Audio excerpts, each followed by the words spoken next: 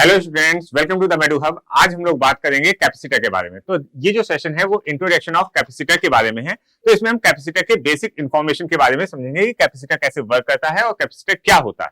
तो यहाँ पर लिखा हुआ है capacitor is an electronic device which stores energy. Capacitor एक इलेक्ट्रॉनिक डिवाइस है जो क्या स्टोर करता है, एनर्जी को स्टोर करता है in a form of electric field and give to the instrument when it is required at a particular instant.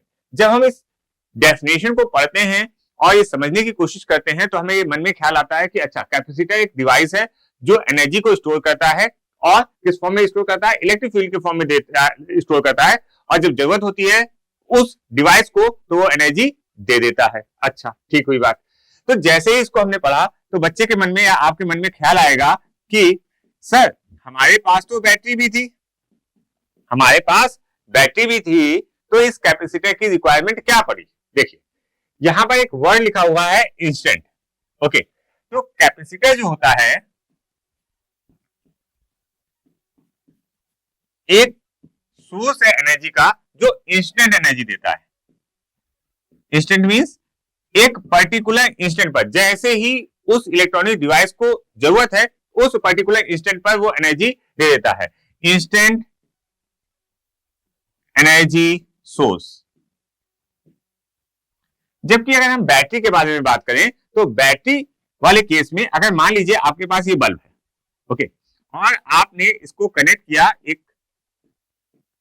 Battery से, स्विच से, और जैसे ही आपने स्विच को क्लोज किया, ओके, तो इस केस में t is equal to 0 second से जब तक आप इस स्विच को क्लोज रखेंगे, t इक्वल टू मान लीजिए 10 सेकेंड तक, तो 0 से 10 सेकेंड तक एनर्जी जाती रहेगी और ये जो बल्ब है वो क्या करता रहेगा, आपको लाइट देता रहेगा, जब तक कि या तो ये बैटरी जो है वो डिस्चार्ज ना हो जाए, नहीं तो ये प्रॉपर इंटरवल के बीच में आपको एनर्जी देता रहेगा, मतलब बल्ब को एनर्जी देता रहेगा। लेकिन हमारा कैपेसिटर क्या करता है, हमारा कैपेसिटर एक पर्टिकुलर इंस्टेंट में एनर्जी देता है और पूरी एनर्जी उस डिवाइस को दे देता है। और क्या डिफरेंस है, यहां पर जो एनर्जी है वो केमिकल एनर्जी है और यहां पर जो एनर्जी है वो इलेक्ट्रिक फील्ड के फॉर्म में है। क्लियर हुई बात। तो अभी आप इतना समझिए कि कैपेसिटर एक इलेक्ट्रॉनिक डिवाइस है जो एनर्जी को स्टोर करता है किसके फॉर्म में, इलेक्ट्रिक फील्ड के फॉर्म में, और पर्टिकुलर इंस्टेंट पर दे देता है। अब हम देखते हैं कि कैपेसिटर्स कहां यूज होते हैं। एक्चुअली में कैपेसिटर हर इलेक्ट्रॉनिक डिवाइस का पार्ट है। आप अपने लैपटॉप को खोलें, मोबाइल को खोलें, तो आपको एक छोटी छोटी डिवाइसेस मिल जाते हैं, ठीक है। These are actually a capacitor. Clear. अच्छा, और लेमैन के टर्म में हम कैपेसिटर को समझने की कोशिश करते हैं कि एक्चुअली कैपेसिटर कैसा वर्क करता है। हो सकता है डेफिनेशन से इतनी क्लियरिटी ना आई हो। अब यहां पर हम एक इमेजिनरी सिचुएशन क्रिएट करते हैं। तो ये इमेजिनरी सिचुएशन है क्या, मान लीजिए ये आपके पास एक लैंड गिवन है, ये आपके पास एक लैंड है, ओके, और ये लैंड जो है सिचुएशन ये है कि ये आउटसाइड द सिटी है, आउटसाइड सिटी है। आउटसाइड सिटी मतलब बाहर के एरिया में है कहीं पर। अच्छा, अब लैंड ओनर की रिक्वायरमेंट क्या है, किसी एक लैंड ओनर जो है उसको कुछ रिक्वायरमेंट है। क्या रिक्वायरमेंट है, उसे 1000 लीटर ऑफ वाटर चाहिए। कितना चाहिए, 1000 लीटर ऑफ वाटर चाहिए इस पर्टिकुलर लैंड के लिए। और कब चाहिए, एक पर्टिकुलर इंस्टेंट पर 1000 लीटर वाटर। और क्या चाहिए, किसी एक पर्टिकुलर इंस्टेंट पर चाहिए। इंस्टेंट का मतलब होता है, जैसे आपने पढ़ा होगा, t is equal to 5th second, मतलब 1 2 3 4 5th। इस 5th सेकेंड वाले में आपको क्या चाहिए, इस लैंड पर 1000 लीटर ऑफ वाटर चाहिए, ठीक है। मैंने पहले ही बता दिया आपको कि बच्चों ये आउटर स्कर्ट पर है या आउटसाइड द सिटी है ये लैंड, मतलब वाटर जो है, वाटर बिग लाइन, जो वाटर की बिग लाइन है, मतलब बड़ा पंप, वो यहां पर नहीं है, छोटे छोटे से वो लगे हुए हैं। उससे आपको कितना वाटर चाहिए, आपको चाहिए 1000 लीटर ऑफ वाटर चाहिए, और कितने सेकंड में चाहिए, t equal to 5th second पर।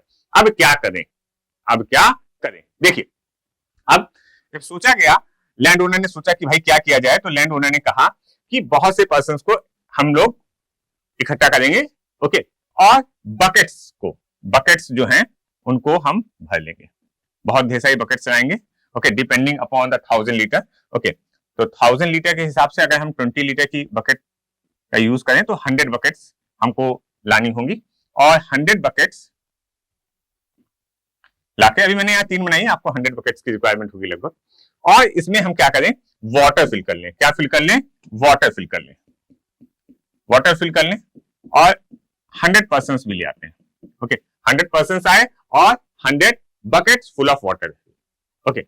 और जब भी रिक्वायरमेंट हुई, जैसे मैंने कहा t इक्वल टू 5 सेकंड, अगर मान लो t इक्वल टू 8 सेकंड पर जिस समय रिक्वायरमेंट हुई उस समय पर्सन ने से बोला गया कि आप एक साथ इस लैंड पर वाटर डाल दो, ओके। तो इस एग्जाम्पल में, इस इमेजिनरी सिचुएशन में जो हमारी बकेट है वो क्या है, bucket is actually a capacitor, okay, bucket क्या है, कैपेसिटर है, और जो इसमें वाटर है, जो इसमें वाटर है वो क्या है, एनर्जी है। तो इसको इस तरीके से समझ सकते हैं कि जो हमारा कैपेसिटर होता है वो इलेक्ट्रॉनिक डिवाइस में लगा हुआ होता है, ओके, वो एनर्जी स्टोर करके रखा होता है, और जैसे ही जरूरत पड़ती है, जैसे ही जरूरत पड़ती है उस डिवाइस को अपनी पूरी एनर्जी दे देता है उस इंस्टेंट पर। वही काम जो इस बकेट ने यहाँ पर हमने इमेजिनरी सिचुएशन में करने की कोशिश की कि बकेट में वाटर भर लिया और जब रिक्वायरमेंट हुई उस पर्टिकुलर इंस्टेंट पर हमने उसे उस लैंड को वो वाटर दे दिया। वही काम हमारा कैपेसिटर करता है। तो capacitor stores the energy and give the instant energy when it is required. अच्छा, ये तो हो गई हमारी इमेजिनरी सिचुएशन। अच्छा, अब हम रियल सिचुएशन को समझने की कोशिश करते हैं। रियल सिचुएशन, इसकी कई रियल सिचुएशंस के एग्जांपल हैं। पहला एक एग्जांपल मैं लेके आया हूं, उसमें सिंपली हम क्या करेंगे, देखिए, battery of camera.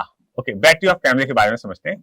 Even though आजकल हमारे पास चार्जेबल बैटरी है, हमारी डिवाइसेस बहुत ही एडवांस हो चुकी हैं, लेकिन अगर हम बेसिक कॉन्सेप्ट पे जाएं तो इनिशियली 90s में जब हम एक्चुअल कैमरे का यूज कर रहे होते थे, तब जब हम कैमरे को ऑपरेट करते थे, पहली बार फ्लैश करते थे और उसका सेकंड टाइम जब ऑपरेट करने जा रहे होते थे इमीडिएटली, तो थोड़ा सा टाइम लैग लेता था। ओके, लेकिन आजकल हमारी टेक्नोलॉजी फास्ट हो गई। लेकिन समझने की कोशिश करते हैं। देखिए, हमारे पास ये फ्लैश बल्ब है, ये फ्लैश बल्ब है। जब आप ऑपरेट करते हो तो आपकी इमेज क्लियरिटी के लिए इस फ्लैश बल्ब का होना बहुत जरूरी है। इमेज की क्लियरिटी बहुत अच्छी आती है। ओके, अगर इसमें हम बात करें तो इसमें एक्चुअली में 1.5 वोल्ट के 2 सेल लगे होते हैं। ठीक है, हम बात करें तो 1.5 वोल्ट के 2 सेल मतलब 3 वोल्ट इसमें होता है। ओके, तो हमने किया क्या, इस फ्लैश बल्ब को निकाल लिया। ओके, इस फ्लैश बल्ब को हमने निकाल लिया और इस फ्लैश बल्ब को निकालने के बाद और 1.5 वोल्ट और 1.5 वोल्ट के 2 सेल जो इसमें लगे हुए थे उनको भी निकाल लिया और उस फ्लैश बल्ब से इसको कनेक्ट कर दिया। फ्लैश बल्ब से इसको कनेक्ट कर दिया। अब क्या हुआ, देखिए, जब हमने फ्लैश बल्ब से कनेक्ट किया तो इसमें लाइट तो आई। ओके, नो डाउट ये लाइट हुई, लेकिन ये जो लाइट आई वो आई डिम लाइट। लेकिन यहां पर जब हमने यही सिस्टम, यही 1.5 वोल्ट 1.5 वोल्ट के 2 सेल इसमें डाल दिए और यही फ्लैश बल्ब जब यहां पर लगाया तो ये फ्लैश आया, ये कैसा आया, ये आया ब्राइट लाइट। कैसी लाइट आई, ब्राइट लाइट आई। लेकिन यहां पर तो डिम लाइट आ रही थी। ऐसा क्या रीजन है? ओके, यहां पर इसका रीजन है कि कैपेसिटर्स इसके अंदर बहुत ढेर सारे लगे हुए हैं। क्या लगे हुए हैं? कैपेसिटर्स लगे हुए हैं। ये कैपेसिटर्स एक्चुअली में करते क्या हैं, वो एनर्जी को स्टोर करके रखते हैं और जैसे ही आप फ्लैश ऑन करते हो या कैमरे से पिक्चर करने की कोशिश करते हो तो उस केस में क्या होता है, इस बल्ब के पास जो एनर्जी जाती है, ठीक है, फ्लैश बल्ब इन कैमरा, तो इस केस में जो एनर्जी जाती है तो 2 तरीके से आती है। कौन कौन से? एक तो 1.5 वोल्ट मल्टीप्लाइड बाई 2 के जो एनर्जी आ रही है सेल से, और उसके साथ साथ जो कैपेसिटर्स हैं, जो कैपेसिटर लगे हुए हैं इस कैमरे में, ठीक है, उन दोनों सोर्सेस से एनर्जी आई, जिससे कि हमारा जो फ्लैश बल्ब हुआ वो कैसा हो गया, ब्राइट लाइट दे दिया। तो कैपेसिटर की इंपॉर्टेंस यहां पर है। अगर कैपेसिटर नहीं होंगे तो आपको 1.5 और 1.5 वोल्ट के जो दो सेल लगाए हैं उनके साथ आपको कैसी लाइट मिलनी चाहिए, डिम मिलनी चाहिए। तो that is the use of capacitor. एक और यूज बता देता हूं, जो हमारे पास फैंस होते हैं, ठीक है, उनमें एक डिवाइस होती है जिसे हम कहते हैं कंडेंसर। ओके, मल्टीपल टाइम्स हमारा जब हमारे फैन खराब हो जाते हैं और कोई हम मैकेनिक को बुलाते हैं तो उससे पूछते हैं क्या खराब हो गया, तो बोलता है कंडेंसर खराब हो गया। एक्चुअली कंडेंसर करता क्या है, कंडेंसर जो है हमारे फैन को स्टार्टिंग टॉर्क देता है। ओके, जिससे कि मतलब स्टार्टिंग टॉर्क मतलब एनर्जी देता है जिससे कि हमारा फैन रन कर सके। Okay, so that is also a example of capacitor. Condenser is वहां पर एक कैपेसिटर है। चलिए, तो ये एग्जाम्पल से आपको क्लियरिटी आई होगी कि कैपेसिटर एक्चुअली में वर्क कैसे करता है। ओके, चलिए आगे चलते हैं और बात करते हैं where to store electric field. That is the important point. ठीक है, ये तो हमें पता चल गया कि कैपेसिटर नाम की एक डिवाइस है, ठीक है, जो हमारे साइंटिस्ट ने पहले से बना के रखी हुई है, लेकिन उसमें एनर्जी भी हम स्टोर कर देते हैं। ठीक है, लेकिन वो एनर्जी जो स्टोर होती है, ठीक है, लिखा हुआ where to store the electric field, वो एनर्जी स्टोर होती है किसके फॉर्म में, इलेक्ट्रिक फील्ड के फॉर्म में स्टोर होती है। ये हमने डेफिनेशन में ही पढ़ लिया था। लेकिन कहां पर, ठीक है, वो डिवाइस में है ऐसा क्या जहां पर स्टोर होती है। देखिए, हम क्या करते हैं, एक स्फीयर लेते हैं। ओके, एक स्फीयर लेते हैं, this is a conductor sphere. एक कंडक्टर स्फीयर लेते हैं।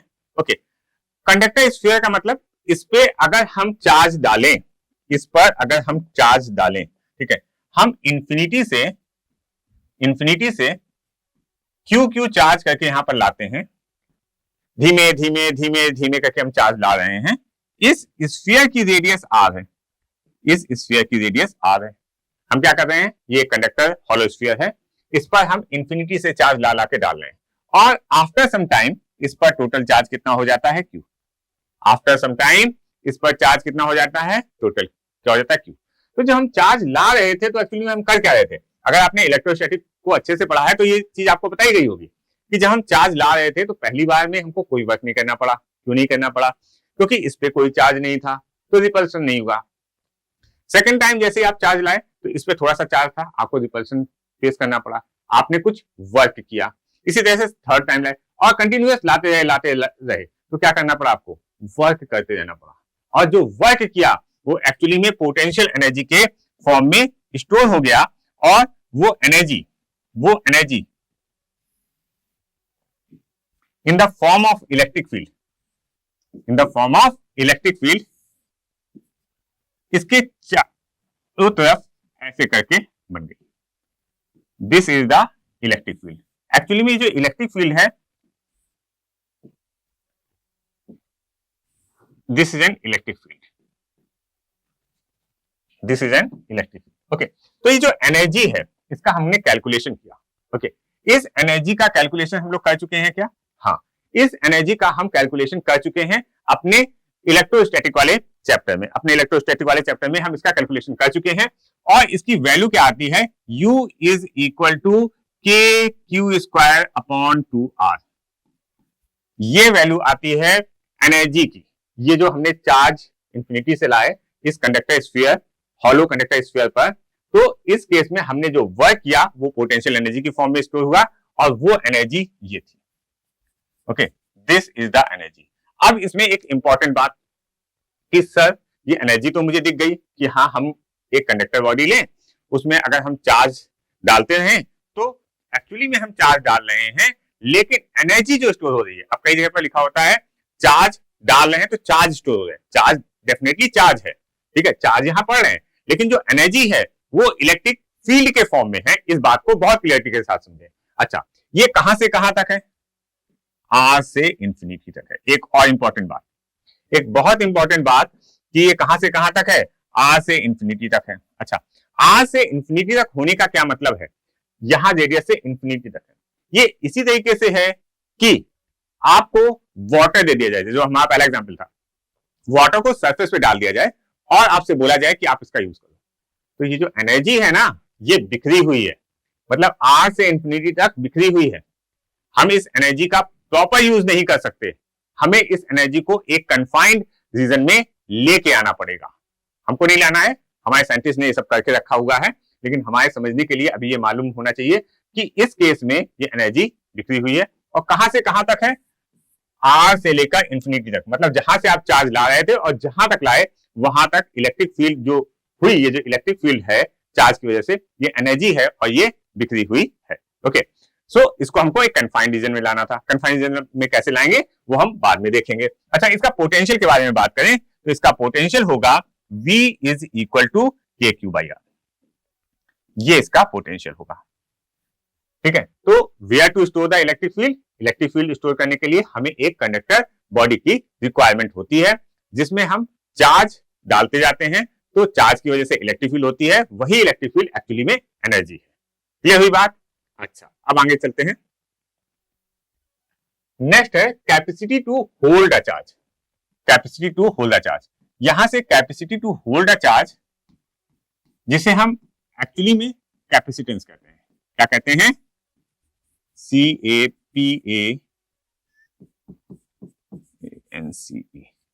जिसे हम कहते हैं कैपेसिटेंस, जिसे हम C से डिनोट करते हैं और इसे हम डिफाइन करते हैं C is equal to Q by V। ठीक है, अभी आपको थोड़ा सा समझने के लिए इसे चार्ज कह सकते हैं और इसे हम पोटेंशियल कह सकते हैं।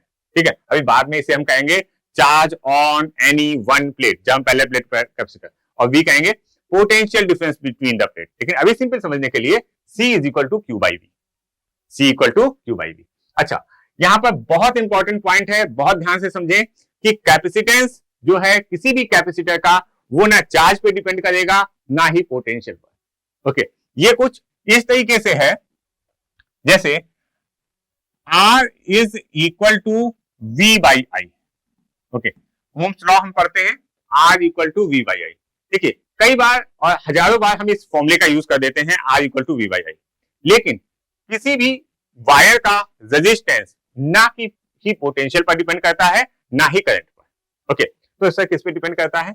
Resistance R is equal to जो L बाई A पर डिपेंड करता है। किस पे डिपेंड करता है? R इक्वल टू जो L by A, resistivity length upon area. मतलब अगर आपके पास कोई वायर है और उसमें करंट ऐसे फ्लो कर रहा है I, ठीक है, तो उसका एरिया कौन सा लेंगे सर? एरिया का सरफेस एरिया ले लेंगे? नहीं, जिस डायरेक्शन में करंट फ्लो कर रहा है उसका परपेंडिकुलर एरिया इनटू लेंथ, और जो क्या है? Resistivity of this material.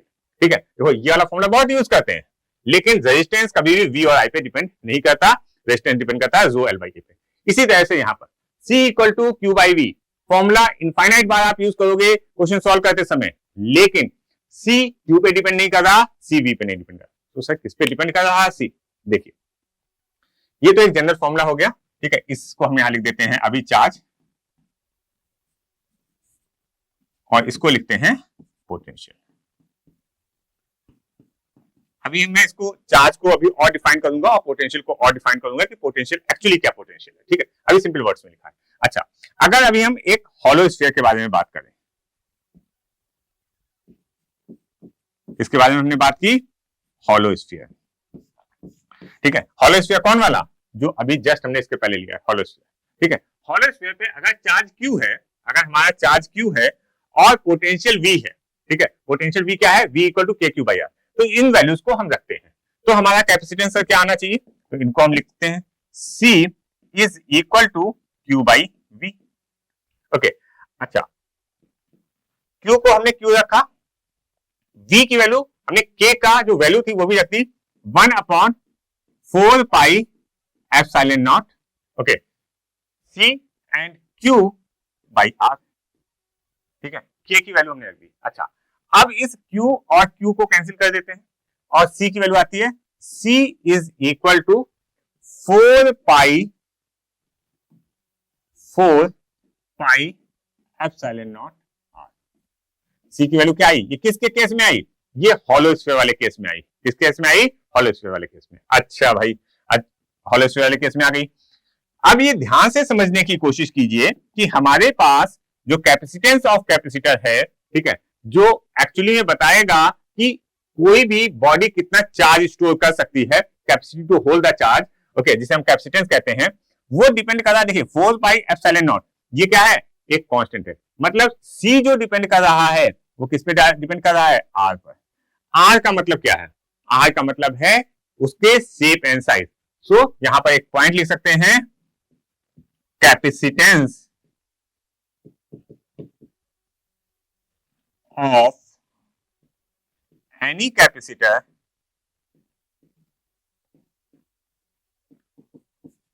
depends on its shape and size. Okay, ये बहुत इंपॉर्टेंट बात है।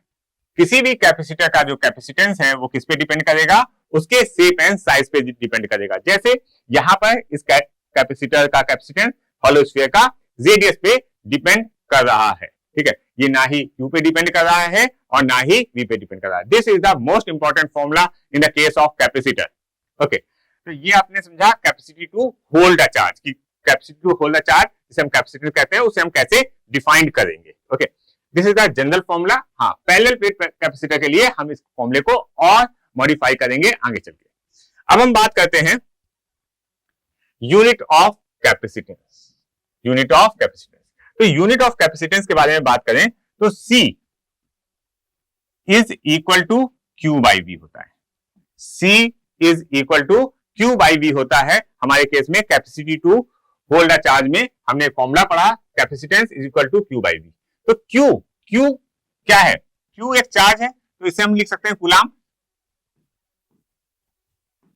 Upon volt. Okay, coulomb upon volt. तो कूलाम अपॉन वोल्ट, देखिए हम कूलाम अपॉन वोल्ट नहीं लिखते जनरली, हम लिखते हैं इसे फैरेड। क्या लिखते हैं, फैरेड,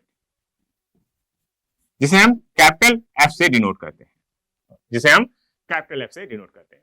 लेकिन जब आप क्वेश्चन कर रहे होगे, ओके, तो हमारे पास जो यूनिट लिखी होगी मैक्सिमम 99.99% केसेस में दैट इज अ माइक्रोफैरेड। क्या लिखा होगा, माइक्रोफैरेड लिखा होगा हमारे केस में। क्यों माइक्रोफैरेड लिखा होगा, इसको समझने की कोशिश करते हैं थोड़ी सी, कि हम फैरेड क्यों नहीं यूज करते हैं।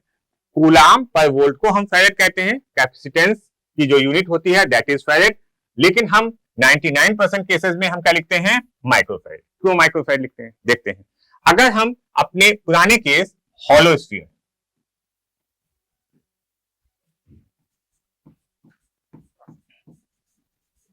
हॉलो स्फीयर का फॉर्मूला पढ़ें तो that is C is equal to 4πε0 R, ये फॉर्मूला होता है सर, ठीक है, ये तो फॉर्मूला अभी बताया, बिल्कुल सही।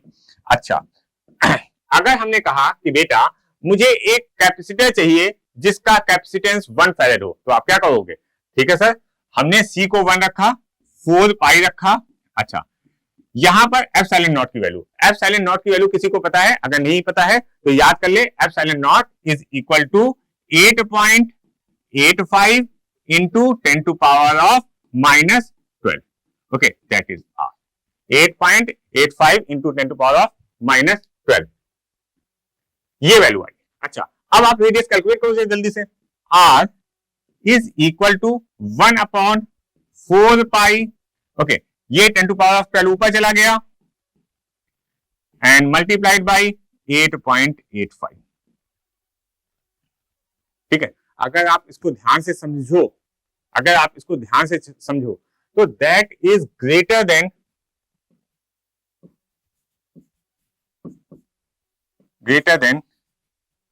Radius of earth, radius of earth. Clear हुई बात। तो रेडियस ग्रेटर देन अर्थ बनाना है, मतलब एक फैरेड का कैपेसिटर बनाने के लिए आपको क्या करना पड़ा, जो आपको स्फीयर बनाना है वो greater than radius of earth. क्या ये पॉसिबिलिटी है? No. That is the reason जो हमारा यूनिट होती है, okay, that is the reason we take unit as microfarad. Clear हुई बात? तो हम जब भी यूनिट यूज करेंगे तो वहां पर क्या होगा? माइक्रोफैरेड में। असली यूनिट फैरेड होती है, लेकिन हम क्या यूज करेंगे? माइक्रोफैरेड। सो बच्चों, this is all about introductory part of the capacitor. Next session में हम पैरेलल प्लेट कैपेसिटर के बारे में बात करेंगे और उसमें एनर्जी स्टोर और उसके फर्दर स्टडीज के बारे में बात करेंगे। Thank you everyone.